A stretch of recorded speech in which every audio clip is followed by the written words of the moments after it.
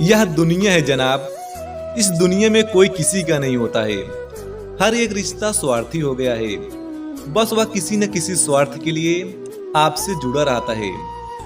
आप अपनी जिंदगी को एंजॉय करो और अपनी इच्छाओं का त्याग न करो। इसे अपने अनुसार पूरा करो।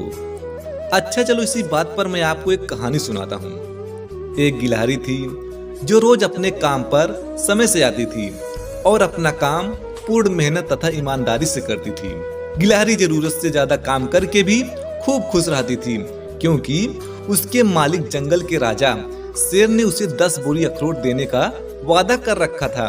गिलहरी काम करते करते थक जाती थी तो सोचती थी कि थोड़ा आराम कर लूं, लेकिन जैसे ही उसे याद आता था कि शेर उसे 10 बोरी अखरोट देगा, गिलहरी फिर काम पर लग जाती थी।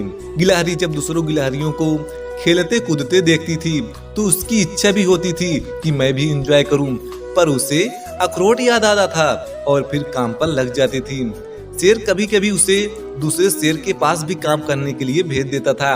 ऐसा नहीं था कि शेर उसे अखरोट नहीं देना चाहता था, शेर बहुत ईमानदार था। ऐसा ही समय बीतता रहा।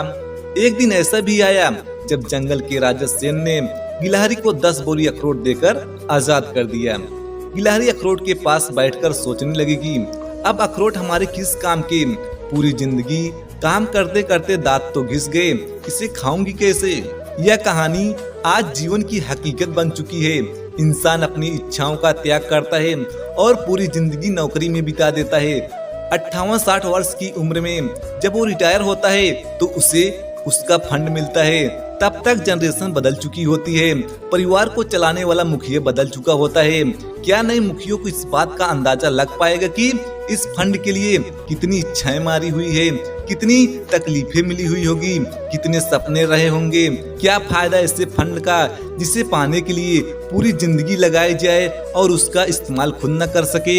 इस धरती पर ऐसा कोई अमीर व्यक्ति नहीं पैदा हुआ जो बीते हुए समय को खरीद सके। तो दोस्त, अगर कुछ बात समझ में आई हो तो इस वीडियो को लाइक और चैनल को सब्सक्राइब जरूर कीजिएगा। और यह कहानी सुनकर आपको कैसी लगी कमेंट बॉक्स में जरूर लिखिएगा।